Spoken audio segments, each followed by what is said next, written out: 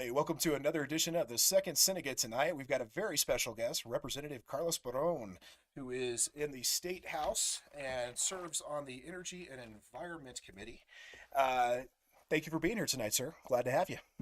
Thank you, Teddy. Alicia, thank you for having me on the show. Awesome. And you won't have a hard time saying Alicia. Alicia, She gets everybody with that. I It's, know. it's normal. Right? It's And then everybody says Barron or Baron. It's Barron. Barron. I will try to roll my R's. I'm not the best at that. I'll try. I'll try. Well, glad He to have you tonight. tries. We're going to tell us a little bit about yourself, sir. What you do in the House of Representatives and how you feel about the Second Amendment and where you're from, all that good stuff. Yeah, of course. Well, I want to start from the beginning. I'm a Mexican-born immigrant that came to the United States when I was one, with my parents on a work visa to work at the Longmont tree farm. As soon as they arrived, they started the process of becoming legalized, and they included me in that. So we became legalized 4 years later as a permanent residents. I didn't become a U.S. citizen until the year 2010, 1 year before I got married. I don't know what took me so long to do so. I guess it's more the fact that I got more involved in politics to the point where I realized politics, it causes a everything in your daily life is revolves around politics, every little single thing. And that's what I realized, especially your paycheck. When I got my first paycheck, I was all excited doing the math. I'm getting paid $10 an hour. I work 40 hours, I'm going to get paid a lot of money, and I got my check and like this is not what I counted. Where'd it go? And then I saw the taxes. I'm like, really? And that's really what really got me involved in politics, to be honest. But I started in politics here in the city of Fort Lupton. I was appointed onto the city planning commission. I was really close friends with my friend Thomas Holton, who I went to high school with. His father was a former mayor of Fort Lupton, and when he was turned out as mayor, he got into city council, and that's where I really got pushed into the policy because I really followed him around. He was like my mentor, political mentor to be precise, and he pushed me into being on the planning commission. Unfortunately, we lost Tommy Holton this year.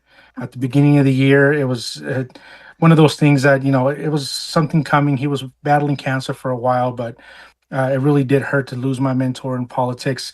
He was the guy that I would call when I had a question, either political or campaign wise, or even just somebody to talk to and get and have his opinion on something a decision I had to make in politics. But I'm still good friends with his son, Thomas Holden. Of course, I coach a baseball team with him. Both our boys are the same age, so we coach our boys in baseball. We just barely got started not too long ago. So, and then when I got on the planning commission, I was there for 2 years, and I realized, what, planning commission's cool. I got my feet wet, but I really can't make a decision here. All I have to do is just make sure that everything that comes through us is up to code, city code, and then just move it up to council. So I can't really make a decision. So I wanted to make that decision. So I ran for city council, and I won my seat on city council. I was on city council for 3 years. I was still on my first term when Representative Gabe Evans decided to run for Congress. And I was good friends with Gabe before this. He lives in the city of Fort Lupton as well. And him and a couple other people called me up and said, "Hey, you should run for my seat. I'm running for Congress," and that's how I got involved. Nice. That's awesome. Shout out to Gabe Evans and Mhm. from us, I had not a just meeting with him myself, a but couple weeks ago. Great dude. Yeah. all of us.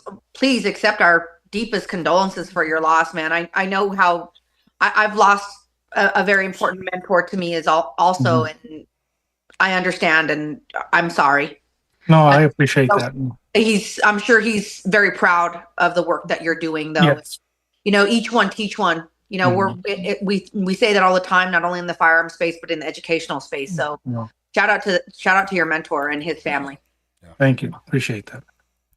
Well, talking about your history and your past, I mean, you've lived the American dream, legally immigrating, working in your father's business, serving in city government, and now the legislator. What does that journey say about the differences between America and where you came from? Well, in my opinion, I didn't really live in Mexico very long to see a difference. I do go down to Mexico and visit. I still have family down there. Sure. My parents have a house down there that we go visit every once in a while. Actually, my dad is down there right now. Nice. And yeah, it's talking to the people that family that are here as well. They see a big difference between Mexico and coming here.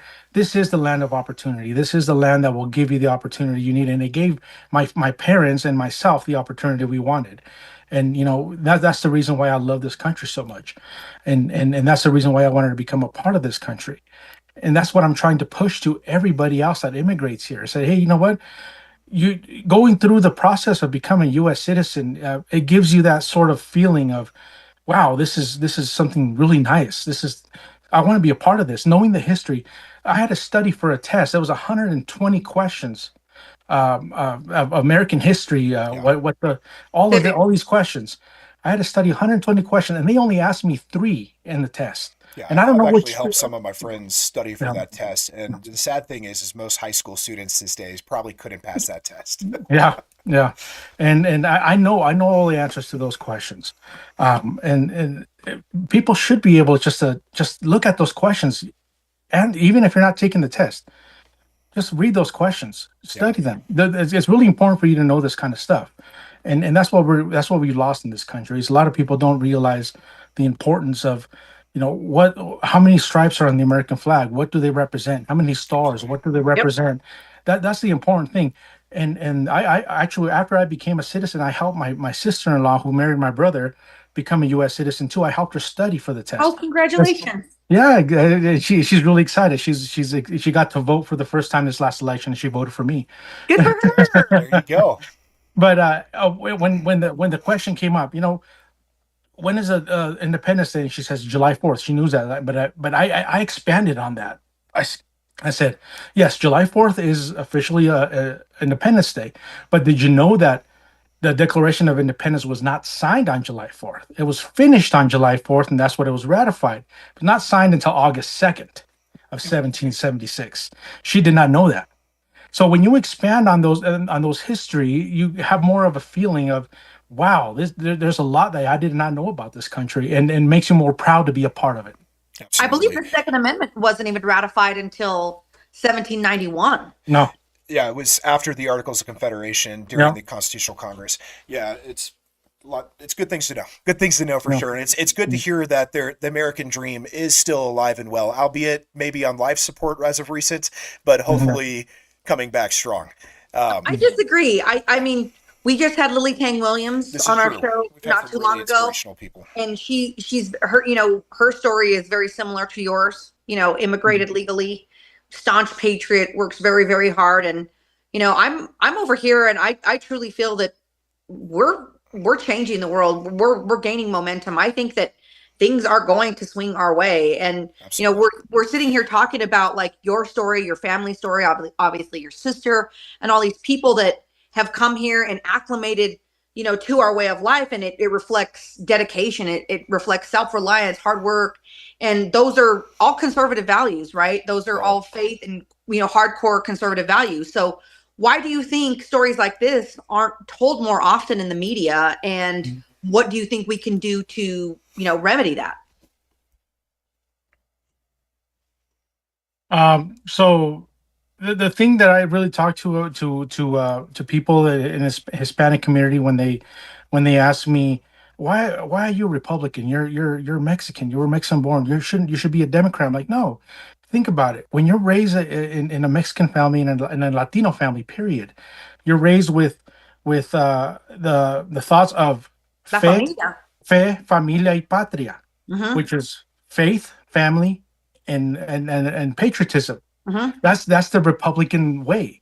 Yeah. So why would I be a Democrat? And that's what I keep telling them. Like, no, I'm not a Democrat. Well, Republicans. Yeah.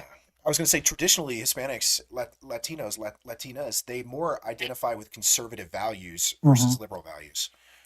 I have a theory about that, and I'll expand on this here real quick, and then we'll get into a commercial break. But to me, I think it's because at some point, one of our ancestors was an immigrant, right? either it was your generation or an older generation. And a lot of the times when immigrants came to America, especially in older generations, they were incentivized to do so by the Democratic Party. Like, oh, we'll give you help, we'll assist you. It's some sort of handout in a way, some incentive for them to come in. And, we talk about the foundation of like Latino Mexicano values, and that is it's loyalty also, and it's dedication. And we're also taught to, keep your head down and work and not draw attention to yourself, and work hard and maintain loyalty to those that were loyal to you. And it's like, hey, at one point, 4 generations ago, our family was given this because of the Democratic Party, and forever, everybody's always dedicated to that because of the one thing that they did for the family, rather than think about all the things that they had to pay out. Like, we've already paid that debt. It's time to start realizing, like, what are they doing for us now?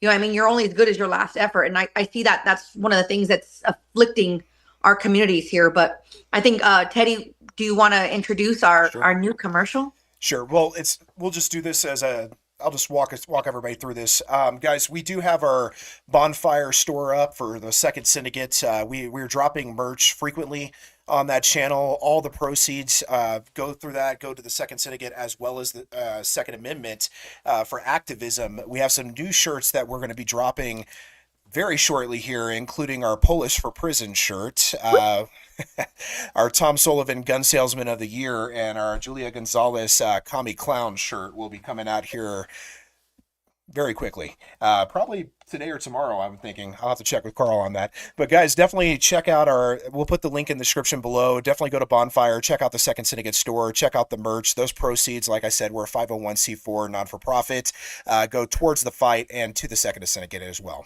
Well, there is a shirt on the Bonfire store right now that today is the last day to get it before the print is run.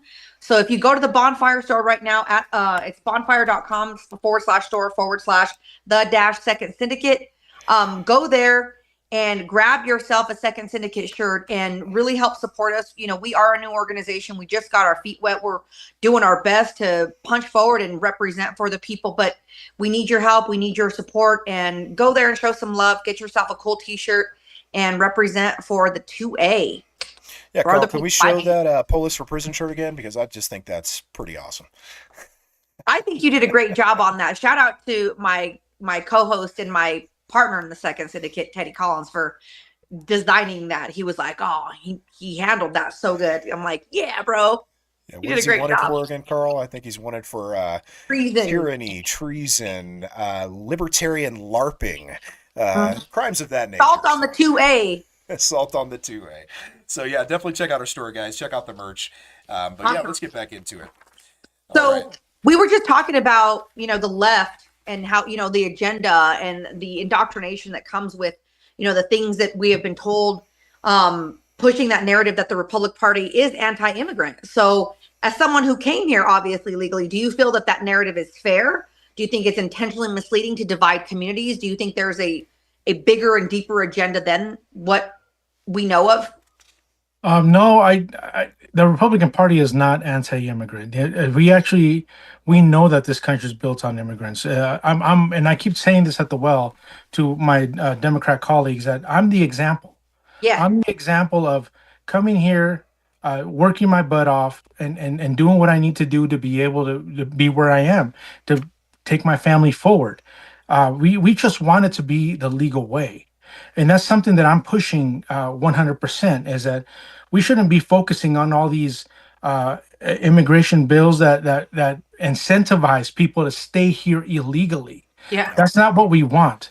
We want to push the federal government to be able to streamline the immigration process. Absolutely. While keeping the vetting process in place. Of course, we got to be able to vet people that are coming in, just to make sure they're not here to do harm to our citizens, to do harm to the country. But to streamline that process, like President Ronald Reagan is the last president that actually made a what was that called, an amnesty. Yes. My wife became a permanent resident through Ronald Reagan, and guess what? Ronald Reagan was a Republican. He was. I mean, this country was built on immigrants, sir, and we do want immigrants. We just want the right people to be coming into this country, and we want to make sure we vet them, as you just said. We need immigrants here. I mean, some of the best achievements America's had has been through immigrants. Nikolai Tesla. You look at Albert Einstein was an immigrant who fled Germany. It's Without immigrants, we would not be a We country. wouldn't be America. No, no, that's 100% true. And like I said, I'm trying to convince my Democrat colleagues in the House that, you know what, we should be focusing on writing a letter to our congressman, to our immigration department in D.C. to sit down with us, sit down with some of the states, some of us representatives, make a plan to streamline this process. Hopefully, we can make a meeting with President Trump to be able to help him and encourage him. Hey, let's work on this, because to the way it is right now, it's actually pushing people away from trying to become a part of this country, because It's a difficult process. I have some It is. friends who It have is. master's Mhm. degrees they achieved here in the United States, and because they were here on a student visa, they have to go through a long process getting sponsored by an employer, all this extra steps that shouldn't be required because they're highly educated people who want to be a contributing member of our society. And there's just a lot of barriers. There's a lot of red tape that could be eliminated while still keeping a vetting process in place, as well as an educational process, which I do think is important for immigrants to have when they come into the state, to know what they need to be prideful of if they're going to be part of the society. So 100%, if you can do that, I mean, definitely. And I know you're pretty close with Trump as well. I've been to your office. I've seen the pictures of you and him and all over the place, man. So that's got to be a cool That's awesome. relationship. Has he ever said it? This is not real off script a little bit here. Has he ever said anything to you, or have you ever had an interesting conversation with him? That's just, I think you were in the wrong office, Teddy. I've never met Trump. oh, have you met? I remember seeing pictures. Okay, maybe. Me and Gabe Evans, maybe.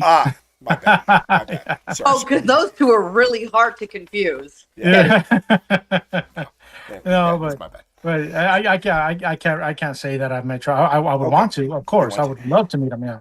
Maybe I just saw pictures all over the wall. Like, maybe that's what Yeah, I do have my Trump Maybe it's bobblehead on my psychic. desk in my office, and my Trump what was it, a sticker on my window. that's what it is. That's what it is. Well, cool. All right. You want the next question, Teddy? Sure. I'll take the next question. Do you believe there's a difference between immigration and assimilation, and what role does patriotism play in helping first generation families thrive in America? Well, the help first generation. Well, this is the thing. If people are coming here for the American dream, this country will help them. Just doing hard work will help them succeed in this country, and that's what we need to do as a government. Get out of the way of these people. Yeah. Get out of the way. Let them succeed on their own.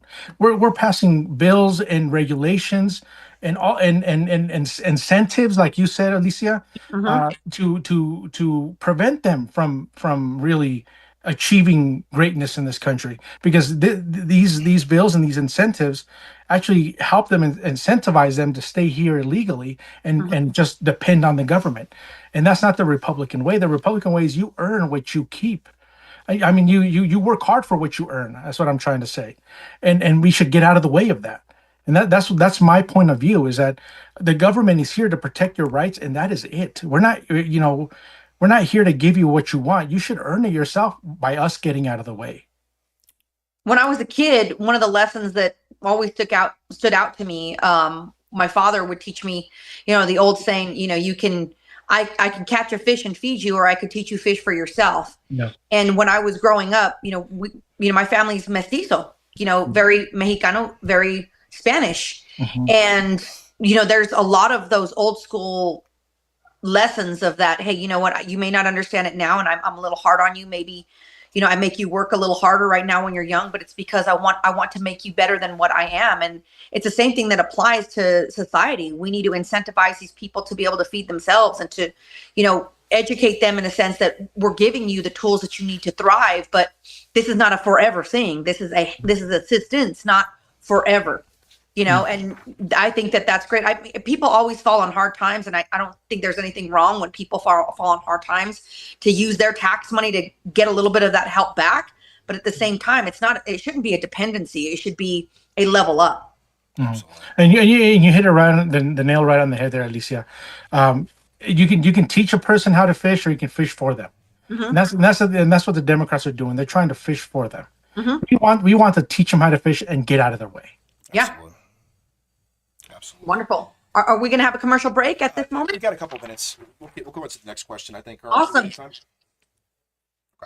Awesome. How can Republican leaders? That's my turn. You go for It's it. my turn, Teddy. So for all of you out there wondering like why I am not in studio with Teddy, it's because, well, I don't live where Teddy lives, and usually I come to the studio to film the show, but I have a flight that I'm going to catch here in a minute, and it's just difficult for me to be traveling all over. So Teddy was like, why are you not going to be right here? This is not fair. But I told him, I was like, I have all by to be myself in this big empty studio. I mean, I was like, I want to be in on this interview because I personally find you very inspiring, Representative. And I think that, I mean, a lot of people all the time, they see our names and they see, your name's Gente. And I was raised to always, be like, vote blue no matter who. And always vote for the Latino, always vote for the Chicano, like, oh, you see, their last name is Gente.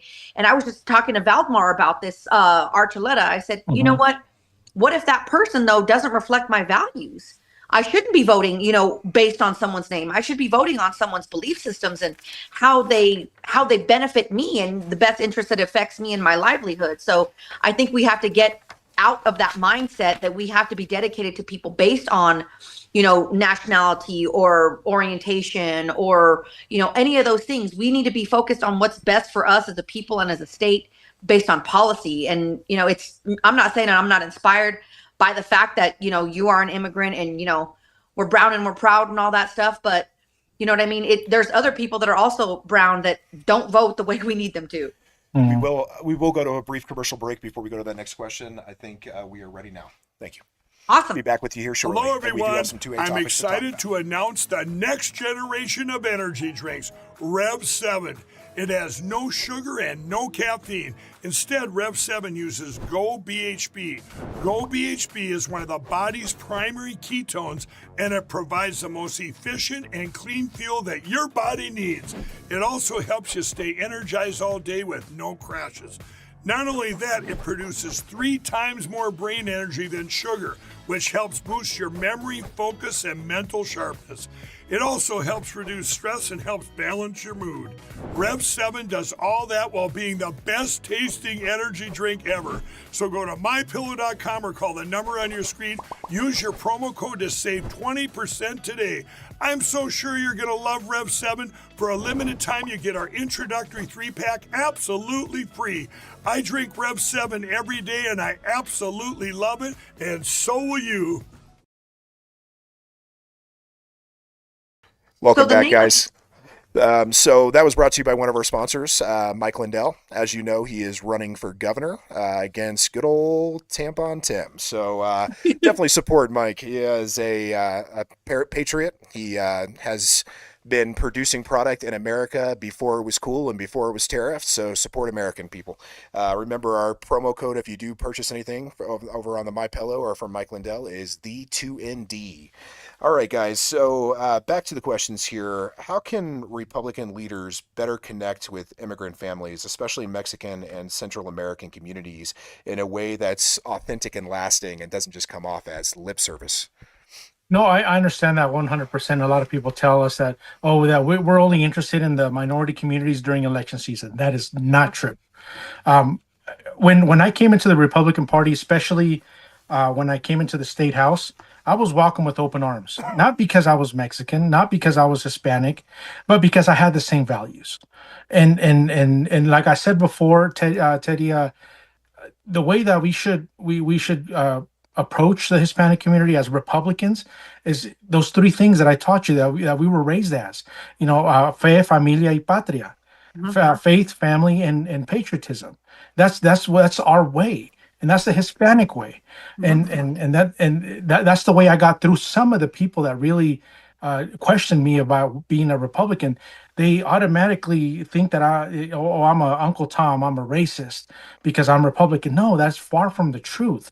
I just work hard for my money, and I want you to work hard for your money and keep. You want to keep more of it. Yeah, keep your money. Yeah. Like we don't want to tax you to death. Us Republicans don't want to tax you to death.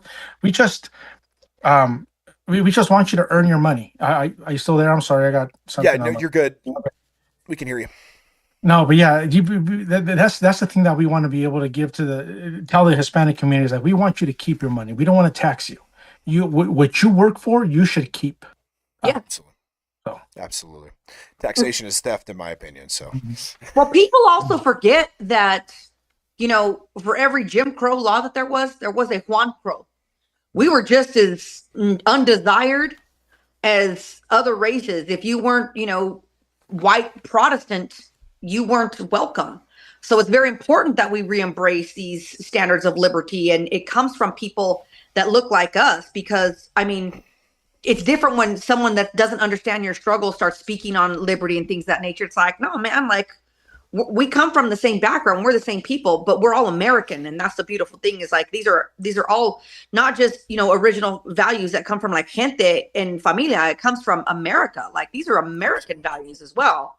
But, not to go off on a tangent, but since you are a first generation American, what do you want, like Latino, Hispanic, and Chicano voters to know about the promise and responsibility of freedom in this country? What are the things that we want to embrace and kind of perpetuate?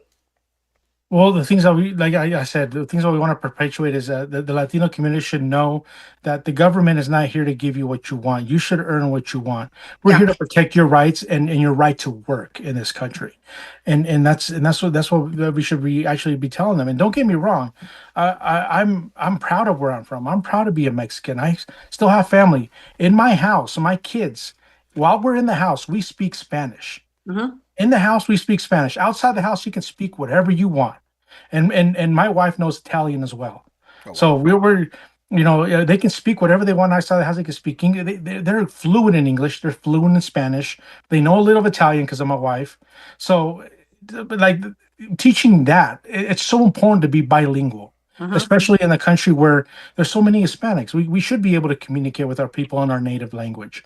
But we also keep in mind we are in the United States. This is the country that gave us our opportunity. This is the country that's given us our opportunity and given us the American dream. We should respect it, and that's what I do. I respect it, and I'm respecting it in this way. I'm serving back my country by serving in the state legislature, and we appreciate it.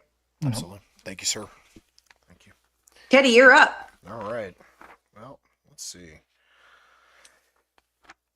You came to this country legally from Mexico as a first-generation American. We just asked him that, my homie. My bad.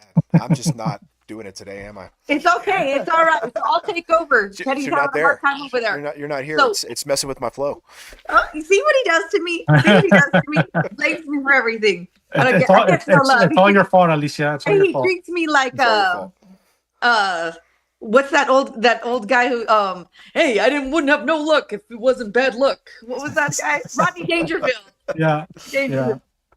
So we're talking about the Democratic Party, and for a very, very long time, the Democratic Party has claimed to speak for Latinos and Mexicanos and Hispanics through the voters, and yet they push policies that limit opportunity and attack small businesses like Teddy's business, and they restrict freedoms like gun ownership. I mean, this is a two-way platform. So let's, dive into the gun ownership part. But why do you think so many in this community still vote Democrat? And how do we break that cycle? I know that we touched upon that a little bit earlier, but from your perspective, what do you think is the reason, and how do we sever that link and bring more enlightenment to the people? Well, because it has to do with two parts, to be honest, Alicia and Teddy. First part is the Latino community is raised, like you said, Alicia, a vote blue no matter who. Mm-hmm. So they have that into their system, like, oh, we're Democrat because we're Latinos. So that plays a little part into that. That's kind of breaking off a little bit. So as of late, a lot of Latino people voted for Trump.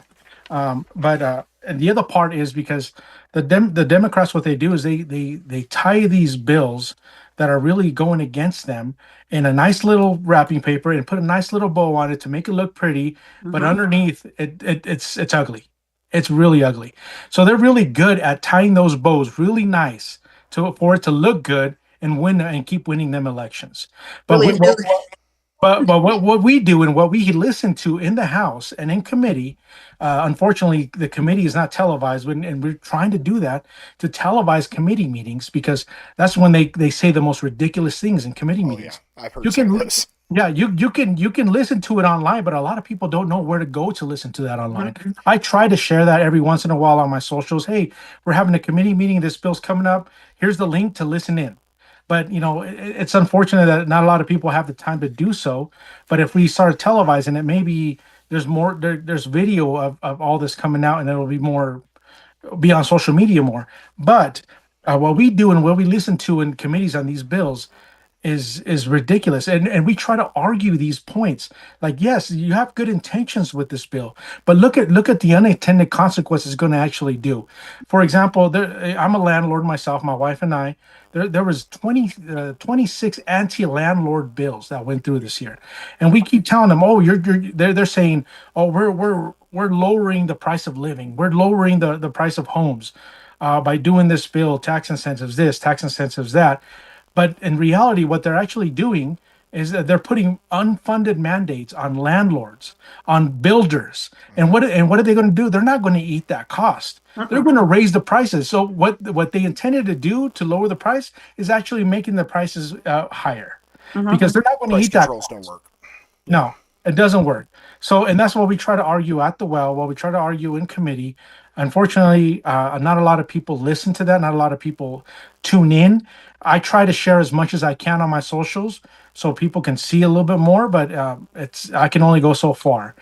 We just need more people to get a little bit more involved and maybe take one day out of the week to look over some of the stuff that went through the House, through the legislature, and just dive into those topics that are more important to them so they can understand what's going on.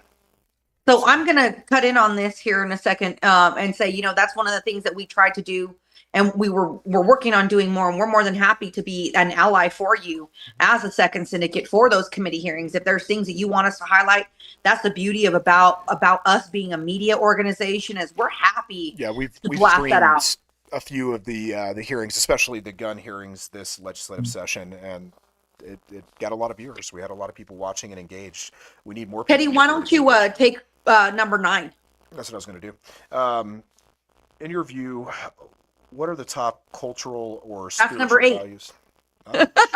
We just went over that, my friend. Okay, thank you. I think My he's sheet's off. purposely doing that. I have a different sheet than you. I think he's purposely doing this to me because I didn't come to the studio. That's what it is. He's trolling Your me fault. without trolling me, because that's Teddy. All right. You take the next one. I think our sheets are off. Okay. It's entertaining though, Alicia. It's entertaining. He's just jealous. Do you believe that language barriers, media manipulation, or even immigration-related fear tactics are being used by the left to keep Latino and Chicano communities politically dependent? Most definitely, especially immigration tactics. Fear mongering on immigration is actually a big deal to the Democrats here in the House. And TDS is so strong here with the Democrats. Yeah. Trump deranged syndrome is so strong. They keep blaming Trump for everything. They do. Yeah. We heard it all legislative session. And recently this year, the Elon deranged syndrome has been creeping up as well. Oh, yeah. And it's ridiculous how people, syndrome. yeah, it's ridiculous how people are going against what Elon is actually trying to do, trying to cut wasteful spending in our federal government and corruption, and they're going against that. Like, seriously, that he's finding so much, he's showing so much, and they're still thinking that he's cutting this and cutting that and making everything more expensive. No, he's actually cutting prices. How can people go against that? So yes, there is a lot of tactics that the Democrats are using, especially in the House on immigration, and their denial of what happened in that apartment building in Aurora is pretty astounding. Oh yeah, they're still in denial that nothing happened there when there is so much evidence. Even Governor Polis went back on what he said of you're imagining this. No, it actually happened. It actually happened. And that's what President Trump is trying to do, is get rid of those criminals. Those are the people that we don't want here. Yeah, we're not Yeah. arresting people at their jobs or people working that are contributing to society. We're arresting the worst of the worst. They're taking the worst of the Rapists. worst out of this country. Yeah. Rapists, traffickers, child predators, people that have committed crimes, the people that should not be here in the society, the people that do not have a right to be here in the society.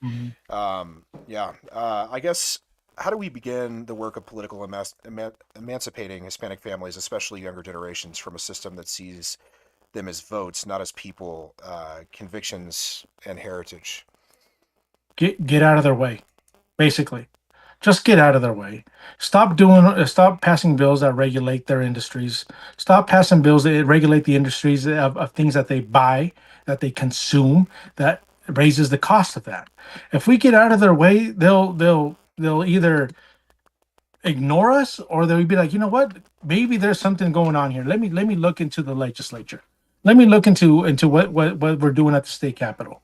That's really helping us. Because other than that, it's just spreading the word. Just spreading the word that say, hey, I'm here. I represent you. Each representative has to do our part, of course. I represent you. This is what I'm doing for you. This is what I believe. Now, you tell me if that's what you want. If he disagrees, I keep that in mind, because I'm now in a position where I have to listen to my constituents. It's not just my beliefs. I have my beliefs, of course, but I have to listen to the people I represent. And when I go and talk to them about what I believe, of course, I start off with that. And then they tell me, you know what, I like this part, but I disagree with this part. Okay, let me listen to what you have to say. I'll keep that in mind when I see something coming across my desk that has to do with that situation. That way I know, you know what, there's a few constituents in my district that actually don't like this. Even though I agree with it, let me look more into it. Then that's when my job comes into play. I talk to more of my constituents. So, you know what, this is coming across my desk. I understand there's a few people that don't like this. What's your belief? And then I make the calls to the people I trust. I call my Congressman Gabe Evans. He's a good friend of mine. I call the people that I really like. I really admire their opinion, and they live in my district. Yeah. So that's the way that we get people more involved, in my opinion. And if you have any other way, please share. Absolutely. I appreciate Actually, that hopefully very we'll have Gabe here on the show too. Just speaking of Gabe Evans, we've reached out to him, and hopefully he'll come on here soon. We'll see. We actually were at his office not too long ago. So Gabe's office is literally like 5 minutes from my house. Oh, So a couple years ago, when Gabe was serving in the House, him and I had some really good banter, because he's very pro-gun. And I really could count on him to know that he's going to ask me very objective and important questions when I'm in public committee hearing, to elaborate on the importance of, my perspective on 2A bills. And I really appreciated that. So when I saw that he was running for higher office, he absolutely had my vote and our support. And I'm really glad to see the work that he's doing thus far. Shout out to Gabe. Absolutely. We might see some of his important work go to fruition tomorrow. We'll talk a little bit more about that later, but yeah, absolutely. Awesome. You want to take it? Sure. Rep. Barron, this legislative session in Colorado, it's been one of the most aggressive anti-2A legislative sessions that I've seen in my history in Colorado. What bills concern you the most, and which ones kind of flew under the radar? Because, SB 003 kind of sucked the majority of the attention. So which ones concern you the most, and which ones didn't get the attention they deserved as well? Well, the attention, I don't know if there was so much attention on HB 1133, which is the requirements for sale of firearms ammunition.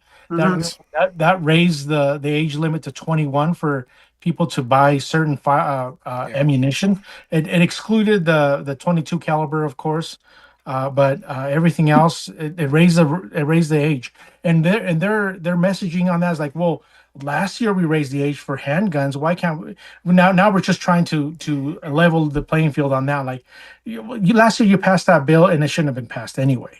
Yeah, absolutely. And they say that the slippery slope argument, it's a fallacy in debate, but it's not. That's literally what's happening. Yeah. That's what we're seeing every year. Exactly. I'm scared what 2026 holds for us.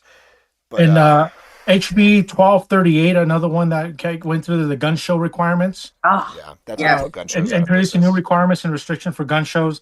Now they're their whole argument on this is like, oh, people are getting their guns stolen in parking lots at gun shows. Like, really? I don't Like, think there's a situation of that I even know of. I would like to see stats on that. and that's what we asked at the well. They couldn't give us any stats either. Of course But not. now they're going to require more cameras. If you're going to do a gun show, in the state of Colorado, you have to put cameras in every angle of the parking lot. And Like you have to that- insure the parking lot of a building you don't even own. Exactly. So that's an unfunded mandate that goes towards gun shows. It's basically just inching away at taking away gun shows. That's their. I'm a that's conspiracy the goal. theorist. It's 1,000 cuts. Death by 1,000 cuts. Yep. I really believe this is about surveillance, and what I think a lot of the people out there don't understand is these are violating more than just your Second Amendment rights. These are violating your right to privacy.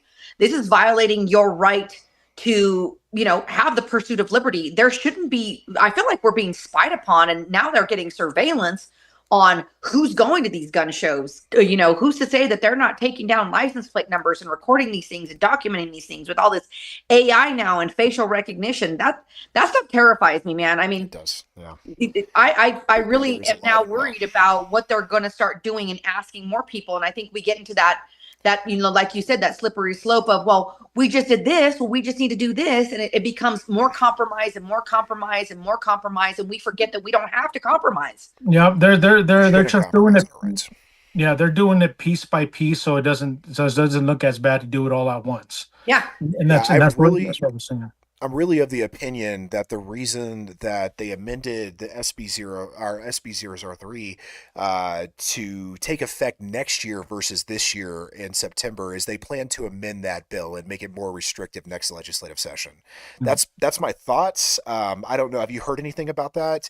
We have not heard anything about that either, but it wouldn't surprise me. Okay, and another thing. This is off script a little bit as well, but another thing that has been rumor is the armory bill that we heard rumor that they were going to try to introduce during the lightning round of the legislative session, but I'm assuming 2026 looks ripe for that. Have you heard anything about the armory bill or the limitation on the amount of guns an individual can own? Good question. Yeah, all we hear is the same rumors that you hear, and you probably hear those rumors from legislators that are here right now. Yeah, and that's something that we don't know either. And we were prepared for that bill this year. Yeah. But since so many of these bills went down this year, I think they're saving it for next year as well. I think And so. we'll be prepared to fight that one as well. We need to, and anything that our organization and any other two organization can do to help you guys prepare for that battle, we are gearing up and working together to prepare for 2026. We know it's coming. I just want to say that one of the ways you can help the Second Syndicate, everybody out there, is please hit that subscribe. Please hit that bell. Please follow us on all of our platforms on Rumble. Share our content. Like, sharing our stuff is free. And it really helps us because we're facing a lot of shadow banning. Shout out to Ex-American News for giving us a national platform to bring more freedom in the Second Amendment to all the people of America, not just Colorado. But we need your help, and we need to be able to do that. And that's how you can support us. We appreciate it. Sure. Not tonight, I don't think, Carl, on that. Sorry, I've got someone talking to me there. No problem. Guys, let's move into the next question. Governor Polis and the Democrats last year passed a bill which essentially requires FFLs to get a separate license just to operate. That's going into effect this July. And I mean, we'll talk about this in a little bit, but one of the issues we've been seeing as an FFL is they haven't even established the process for us to get that license. We've started the process, but we can't even get fingerprinted. And they are saying now that they may not have a code in time for us to be within compliance come July 1st. But regardless of that, what kind of impact do you think that specific bill, this new licensing bill that goes into effect in July, has on gun shops, and specifically family-run gun stores in rural communities like some of the communities that you represent? Yeah, most definitely. That bill that passed last year, unfortunately, I wasn't a part of that. Unfortunately, that last year we were also only 19 Republicans. This year we gained 3 seats. So that's really going to affect a lot of the rural communities. It's a $400 permit state permit. You already have to have your federal firearms license. Now you have to have another state license. Like, it's just fee after fee after fee being implemented by the state. And And bureaucracy and paperwork after paperwork. Now we're red subject to tape, state inspection and all this other stuff that isn't necessary. The other Fed does a pretty damn unfunded good job of it mandates. already. Yep. Other unfunded mandates while receiving $400 every 3 years. Absolutely. Like, that's- I that's- know. I can tell you, I'm also the vice president of the Colorado Federal Firearms Licensee Association, and I have seen numerous amount of, especially home FFLs, that are turning their license in. They don't want anything to do with this. I've seen FFLs close shop here in the state of Colorado and move their business to Wyoming or to Nebraska or Kansas or somewhere else across state lines to not have to deal with this. That's lost revenue for the state of Colorado. That's in a huge deficit. And I keep saying this, a lot of the Republicans in Wyoming love our Democrat legislators. Oh, they love them because all the business is going to them. We lost Magpul. You know? Yeah. So Used to be in Boulder. I'm also involved in the CFFLA. I do a lot of the public relations and government relations and member relations for the CFFLA. And for everybody else, for everybody out there listening, that's the Colorado Federal Firearms Licensee Association that was established last quarter of the year 2024 because of all of the horrific legislation that we were getting towards FFLs, because they are attacking not only the right to bear arms, but the people that provide them and the services that provide them. So they're attacking get involved the in right that, to bear arms through the businesses that provide that right, that provide you the ability to access that right. That's their goal, and that's their constitutional argument is that we're not. They're, and I'm gonna put it in their terms. We're not denying your right to own these items. We're denying your right to purchase these items. That's right. That's their argument. Mhm. And right now, we're going to have James Cook, who is also on the board of the CFFLA, who's one of the He's our biggest legal counsel. Yeah. He's one of the biggest attorneys here in Colorado, and he works with Firearms Legal Protection. Shout out to both of those people because they're amazing, great organizations.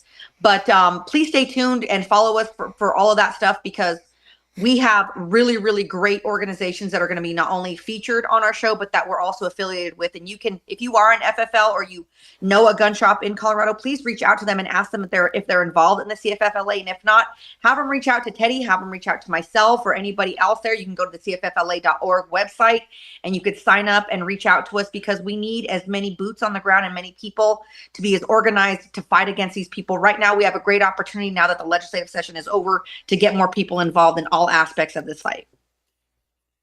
Absolutely. Alicia, do you want to take the next one? Oh, are we not going to go to a commercial break? No. Oh, hey. All right. So I'm pretty sure that we already know your answer about this, Representative, but do you believe these gun laws are actually about public safety, or they seem more like a cultural attack on gun ownership and rural values? Because we're seeing those are the people that are suffering the most when it comes to the loss of gun shops. Like, not saying that it's not an attack on like Spartan Defense, who is of course one of our greatest, biggest sponsors on this show. But I mean, at least and I don't mean this to be bad, but there's other gun shops here in this area that people have that choice. When you go to a rural area, that is their only FFL. That is their only gun shop. So if they don't have a Shields in eastern Colorado or anything like that. Yeah. Yeah. So, I mean, that's really going to detriment their availability to retrieve the tools that they need to in dire circumstance. Not only limiting the amount of gun shops in your rural area, but also raising the prices on those guns, because the FFLs are not going to eat that cost. We can't. Yeah, gun margin, people don't understand this. Gun margin is super thin. We're talking single digits in the majority of cases, especially after card fees and things like that most FFLs eat. You can't eat those costs. And with all these new expenses, prices are going to have to go up. I mean, I've heard this from a numerous amount of our members. Transfer rates, things of that nature are going to have to increase in order for them to be able to pay their employees. Yeah. So back to your question, no, they are putting that nice little ribbon, like I said, the Democrats are putting that nice little ribbon to saying that, oh, we're preventing mass shooting, we're preventing gun violence. No, you're not. You're just creating a new crime, because the previously law-abiding gun owner is now going to be a criminal if he doesn't follow with the new regulations that you're putting forward. Absolutely. And that's what basically what they're doing. They're not preventing gun violence. They're not preventing mass shootings, because most of those mass shootings were stolen weapons. Yeah. Like, you don't see law-abiding citizens steal weapons. They actually can go and buy them, but now you're preventing them from doing that. So you're just creating another crime from somebody that previously followed the law. So yeah, they put that nice little bow and nice wrapping paper saying, "Oh, we're doing this for the community. We're preventing gun violence. We're trying to prevent mass shootings." You're not. And we just saw what happened in El Paso County with the bus that they did. Over 100 illegals that were here that all have criminal histories. What was going on in that underground club? Sex trafficking, prostitution, trafficking of drugs. Every single one of them was armed. Like, it's ridiculous. So it's like, okay, Colorado was what? Last year it was 6th in the nation for gun control. Now with the passage of SB 003 and the other stuff, we're now in the top 3. Yeah. What did any of those laws do to prevent every single person who was here illegally from being armed? Nothing. No. Absolutely nothing. Absolutely. Welcome to Colorado.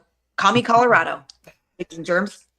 Oh yeah. Not yet. We can take this state back. We're going to. I'm not giving up the fight. I hope you won't either. We need to band together. We need to continue the fight.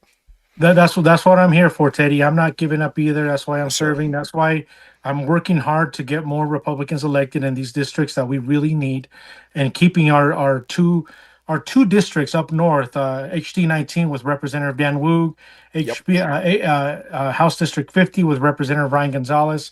Those are 2 seats that the Democrats desperately want back. Absolutely. So we're working hard to keep those seats red while I'm sure they want Rep. Kelty's district too. She won only by a few votes. Yeah. She won by 3. That's 3 votes. Don't say your vote doesn't matter, guys. Show up, vote. Never say that. Absolutely. As a state representative from a working class district, how do you explain to your constituents what's at stake when politicians try to regulate gun ownership through taxes, licenses, red tape? Basically, just raising the cost, just trying to prevent you from being able to afford to buy a gun and practice your Second Amendment. That's what I tell my people in my districts. Like, this is what the Democrats are doing to you. They're not saying they're trying not to say the quiet part out loud, but they do not want you to buy guns anymore. And that's what they're trying to do by raising the fees, raising the regulation for FFLs, raising the age limit to buy ammunition, to buy handguns. They're trying to prevent you from even trying to affording to buy these guns. And that's what we're trying to battle against. Absolutely. How do you suggest that we combat that? Getting more Republicans elected. Because honestly, look, we can, and this is what we've done the last year and in the last few years. We talked for hours. On SB3, we had on second reading, we had them there for 14 hours. Yes, you did. We're talking and talking and talking. It doesn't matter what we do. We don't have the numbers. That's what we need. We need the numbers. Yeah. Because to get you guys out of the basement, as they say. We can keep them there for 2 days straight. They already know how they're going to vote. We just need more numbers. Absolutely. I think, I've talked about ballot propositions before, and we see the left running ballot propositions every year. We don't see enough coming from the right or enough coming from conservatives or libertarians to kind of put some safeguards on the legislator in any way. I mean, in a lot of states, legislation requires more than a simple majority mob rule to pass. I always like to use my home state of Texas as an example, which the entire legislature requires a 2/3 majority vote for any bill to pass. I feel like something like that could go a long way to provide safeguards regardless of who's in the majority or the minority, and create bipartisan support for bills. It also might reduce the amount of regulation we see in our daily life. Have the Republican Party talked about doing anything like that, or if they were to retake power, to kind of limit and regulate like Tabor when they take power? That has been tried in the past. Unfortunately, we don't have the numbers. Yes. We've tried to limit the time that we're in session, to limit them from passing so many bills. That still didn't pass. The thing is that um, I'm glad you brought up that, like, petitions to Yeah, the petitions and ballot Republicans bring in props. a lot of these bills. What the Democrats are doing, and what we always battle them on, and we always bring up this amendment. They put safety clauses on these bills so people cannot petition them. Oh, okay. So that's the unfortunate thing. They put safety clauses on these bills so people cannot petition them. And we always bring up the amendment. Why put a safety clause? Why not let the people allow the people to petition Decide. this? And they always vote it down because they always argue that, oh, this is a safety matter.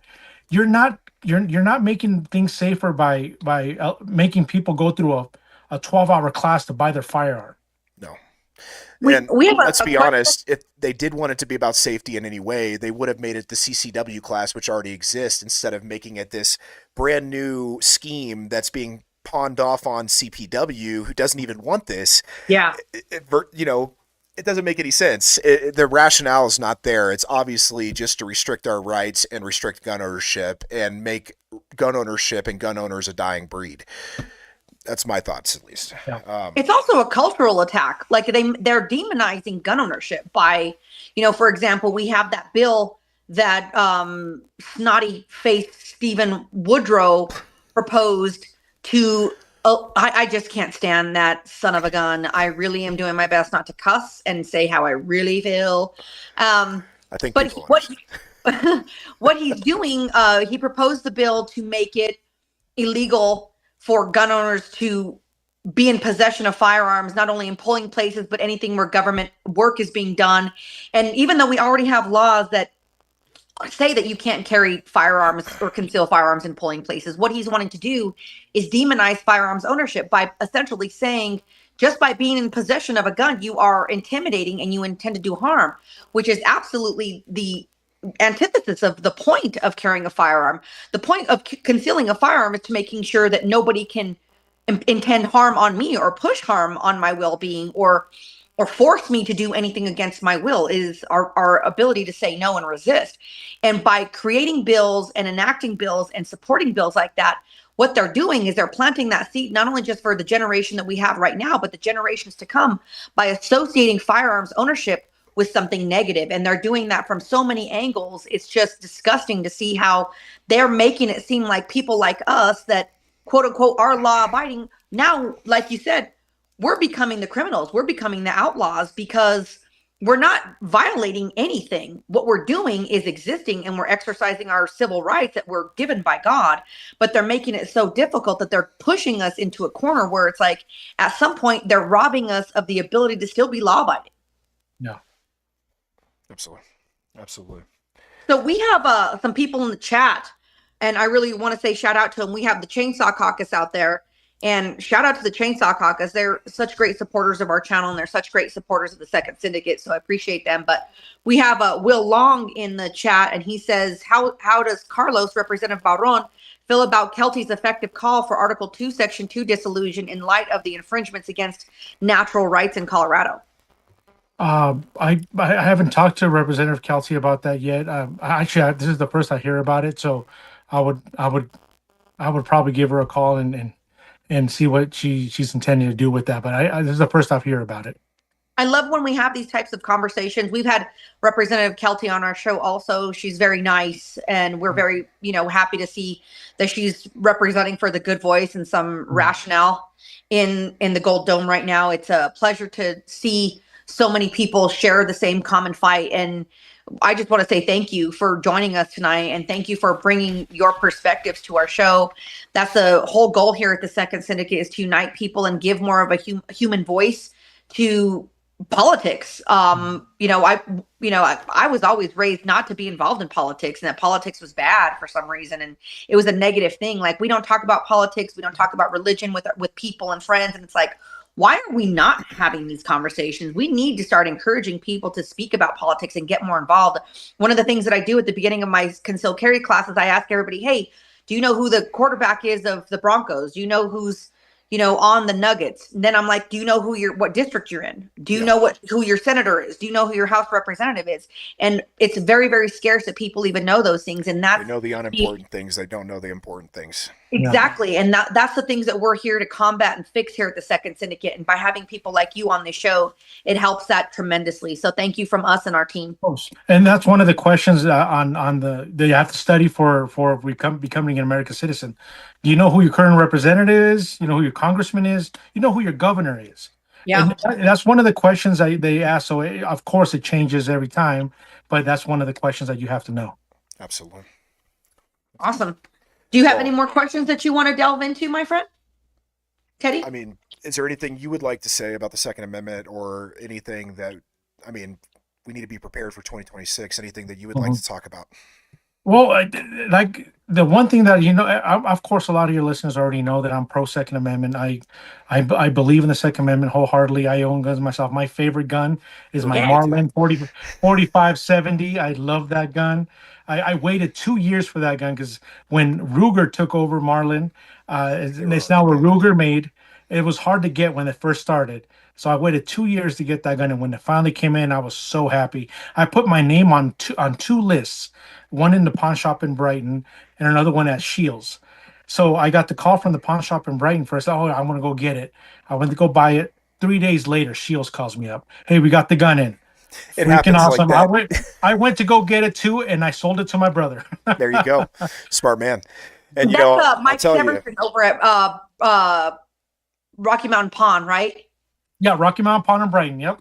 They're a great pawn shop. I love that. That's where I usually get all my guns. And do you have the SPL or the Trapper? Which one are you sporting?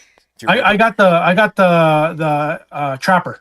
Okay, that's what I have as well. I converted one of those into a tactical Trapper with suppressor and side saddle and adjustable stock, all that good stuff. It's T-Rex rated, by the way. I don't know if you knew exactly. It's the only gun that could take down a T-Rex. Small arms. Yes, sir. And any quote from you, sir, that you'd like to leave us with? Something from your personal. Well, there's one thing that I always say when I'm battling the anti-gun bills at the House is that there's this quote that always comes to mind when I see these bills come through the House. That General Emiliano Zapata said, and this is something I always say at the well. Every time I have to talk on these bills, I remember what he said. Prefiero morir de pie que vivir la vida arrodillado. Which means I'd rather die on my feet to live my life on my knees. Dang right, man. And that's what we're doing right now. We're living our life on our knees, begging to have our rights back that we rightfully have and deserve already. Very good, sir. That's a great way to end the show. I appreciate that. But we have one more question. Yeah. What's your everyday carry? Glock 19. All right. Yep. Reliability. Like it. Good old reliable there. No. Well, we really appreciate this. Yeah. Thank you so much for coming on tonight. We appreciate it. And please, for your listeners, if our how can people follow you? Absolutely. Yeah. My social media is Carlos Barron on Facebook, Rep Carlos Barron on X. I also have a Instagram and a LinkedIn. They're all the same, Representative Carlos Barron. But if you please visit my website, carlosforcolorado.com. It's Carlos FOR Colorado.com. Please, if you can donate, we have another election coming up. Yeah, I'm in a pretty safe seat, but I still need some money to be able to pay for signs and knock doors and make some calls. I usually when I'm running unopposed, I dedicate my time to helping other Republicans get elected in the northern Colorado, and that's what we're trying to do here right now. Yes, wonderful. We appreciate that because we do have that information in the description as well. Thank you. Appreciate that. Yes, sir. Awesome. Awesome. Well, thank you for being our guest tonight, sir. You have a great evening, and we'll you see too. You soon at the Capitol. It was a pleasure. Thank you for having me, Teddy. Alicia, have a good vacation. God bless. Good night. God bless. Well, great guest tonight, Alicia. That was awesome. It was good to hear from him, hear about the Hispanic community and their involvement 2A and all that good stuff. On a national aspect, something that we didn't get to speak a lot about tonight, but something I want to bring up is a little preview for people that are listening tonight. An undisclosed source, but a very reliable source, has told me that this week don't do it. We're not supposed Well, let's just say pay attention to the news in the next couple of days. Something good for 2A. It may not be as good as people want it, but it's a step in the right direction. Will be Don't happening spill the this beans. week. I won't spill the beans. Come on now. That would be good. All right. We don't have to say who or what. We can't spill the beans. Okay. Well, I'll keep my mouth We've shut. given our word that we're not going to spill the beans. You gave your word. All right. I speak for we. We're a we now. All right. All right. We're Never mind. we. I'll stop. Good news on the horizon. Pay attention to your news channels tomorrow. Something big is happening. ... And I think right now we have on our screen, I'm seeing it. I'm seeing the polls for prison for crimes committed for tyranny, treason, and oath breaking. We have some really cool swag. Help us out, guys. Go buy some stuff at the Bonfire store. Donate. We do have a Give, Send, Go you can go to at the Second Syndicate and support our 501c4 movement. This is a really, really critical time of things that we can be doing to build momentum and flip these seats and get in these soft districts and get some more liberty-based and liberty-focused people in that gold dome to represent for our freedoms. But, we are of the people. And we are by the to people. retake a chamber next legislative session, or That's right.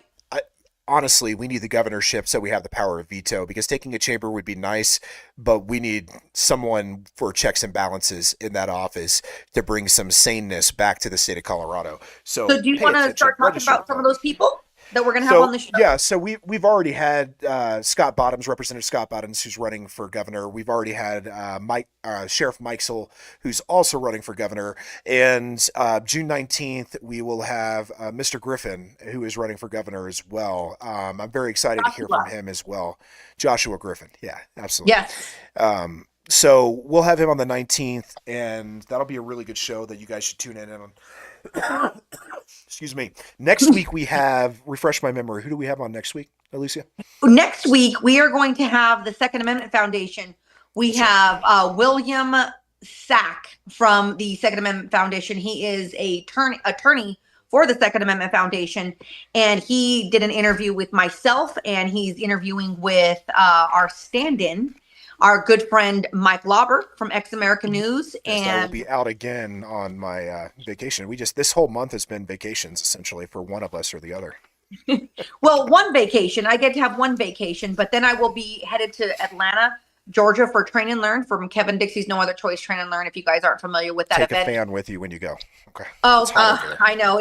I'm in Georgia every year for Memorial Day weekend for this event. And just shout out to all the good people, especially people like Kevin Dixie that are out here actually putting in the work to support the Second Amendment from internally. There's a lot of goofy things going on right now with the two-way. We just saw a huge issue that has exploded the internet today about, Silencer Central? Yeah, I saw that. I need confirmation on that. I don't know. I would like to see some confirmation before I make a statement on, but if true, it's pretty damning. Well, there is some very, very crazy things happening right now in the two-way space. Some good, some bad, but we need the people to be involved, and we need you to follow us. We need you to share our content, hit that bell, subscribe, share our stuff with your friends, and start having conversations about who the Second Syndicate is. Tell people about us. Send people to our show. Send people to our channel. Help us out, because guess what? We need to come back and we need to resurrect the qualities that are valuable here in the state of Colorado, and that's not going to happen without the voluntary efforts of we the people, and that includes all of us. So just keep Absolutely, in guys. mind that. Go ahead. I was going to say, we need to keep you informed as well. So the legislative session may be over, but it's not time to tune out. We got things going on the national stage, which we will have an update this week, which we'll hopefully talk about next week. We'll see. Like I said, stay tuned. But pay attention. Let's be prepared now for 2026 and what 2026 is going to bring for us, whether it be the state legislator or what's going on now on the national level. We have to pay attention. And yeah, the Silencer Central thing, if true, is definitely concerning. We'll leave it at that. And so we have some really cool guests coming up in the next month or two. We have John Lott of the Crime Prevention Research Center. That's going to be amazing. He does a lot of work that is funding research and does a lot of research to support the Second Amendment and the actual true numbers of what happens in crime and how guns actually de-escalate a lot of violence. We have James Cook of the CFFLA, who is also an FFL himself. He is on the board, and he is helping propose a lot of groundbreaking legislation that we are working on with the CFFLA to help support ballot initiatives and some changes that are going on in DC as well. Yeah, We're and going what to have James- Josh Salem and Sorry. Hannah Goodman from the Libertarian Party talk about the differences and the unification of the Republican Party versus the Libertarian Party. We're going to have some really, really cool guests coming up. So thank you guys so much for supporting the channel, and make sure that you donate, you hit that like button, you hit that subscribe, and you share our content. Absolutely, guys. And don't forget, visit the bonfire. Check out our shirts. I think some of y'all are going to want that Polis for Prison shirt and our upcoming Tom Sullivan Salesman of the Year shirt. Have we shared, so I can't stand Julie Gonzalez. Julie Gonzalez, if you're out there, I can't stand you. She's got a crush on you, though. She has a crush on Twinkie. Let's just put it that way. That girl has a crush on grocery stores. Oh, my God. And trust me, I like a little cushion for the pushing. I am not Oh, a my skinny God. Don't by go any there. means, Oh, my but hey, you know, let's just not open that can of worms. Do we have that shirt that we've designed of hers yet ready to go? Or It's coming. It's coming soon. The image is done. We're working on the text right now. So, okay. and then the Sullivan one turned out pretty awesome as well. So You've been doing a really good job designing that stuff, brother. I'm really proud of you, man. You're doing a good job. You tell me that you're not a designer, but I'm seeing what you're working with, and those things are looking pretty awesome, bro. Shout out to Teddy. That's good. And shout out to Spartan Defense. I know Representative Barron just got off the channel with us, but give all your business to local gun shops, and please, if you can, yeah, guys. I hit up honestly, SpartanDefense.com. I don't get. You know, if you come to SpartanDefense.com, shop with us, that's great. We appreciate it, guys. But support your local gun shop as well, whether it be through transfers or or purchases of accessories, ammo, whatever it may be. Support your locals. Try to avoid the big box if you can. Support local when it comes down to it. When we were at the Capitol this legislative session, testifying, talking to state reps in the room, trying to bring amendments to these bills to water this bill down as much as possible, if not kill this bill, we didn't see a single big box store show up to testify, or their representatives in any way. All we saw were local stores that banded together to try to fight against this. So support those guys, because they're the only ones that are standing between your rights and the anti-gunners out there. And you know who also I would like to give a shout out to, who was down at the Capitol and who has been very pinnacle in supporting not only the Second Syndicate, but fighting for Colorado, is the NRA. I've been seeing some posts of people, you know, everybody wants to hate on the NRA, and A lot of negativity out there for sure. But you know, Leadership has changed over, to be fair. There is a completely new leadership in charge of the NRA, and they're doing a much better job than the previous leadership was. And they're still the biggest dog in the fight, and they still have the deepest pockets. And whether we like it or not, or, you know, people may not be talking about it, they're footing the bill for a lot of these lawsuits that are going on. Against the 6.5% excise tax. They're one of them in CSSA, and I believe it was a GOA or FB. It was no, GOA. it's FTC and the Second Amendment Foundation. FTC and the Second Amendment Foundation are floating the bill for that lawsuit. That's going to be a multi-million-dollar lawsuit to try to remove the 6.5% excise tax on your rights. So the Second Amendment Foundation is a very mysterious organization. When I'm on X or any other platform, I often get tagged by people, you know, the peanut gallery, saying, hey, you know, where's the Second Amendment Foundation? Or, hey, the Second Amendment Foundation, and wanting them to see the posts and the things that we're doing. I actually sat down with the Second Amendment Foundation and Firearms Policy Coalition in January at SHOT Show. And they're a very diligent and very intelligent organization. They are not here to do work like our local organizations are. They're doing some other things. And if you're very curious to see what the Second Amendment Foundation is and what they have to say, tune next week on Thursday on this channel live at 7:30. You can also catch us on X American News. Shout out to them, because we will have Bill Sack on the show, and we will be interviewing him. He is one of the lead attorneys for the Second Amendment Foundation, and we will be discussing a lot of the things that they're doing and what they're working on as well. So we can kind of take away that shroud of mystery of what the Second Amendment Foundation is doing, because they are helping out in the ways that they can. Absolutely. And, we've had a lot of organizations. We've had everybody from RMGO to CSSA, and now Second Amendment Foundation. NRA. We plan to have many more on the show here soon, so stay tuned. Absolutely, guys. Well, thank you guys for tuning in tonight. I think that concludes our show. Tune in next week. Thursday, 7:30 p.m. for another live with the Second Amendment Foundation as our guest with William Sack. It'll be a great episode, and we hope to see you there. God bless. Stay safe. Stay armed. Stay educated. Thank Peace you, out, guys. Peace.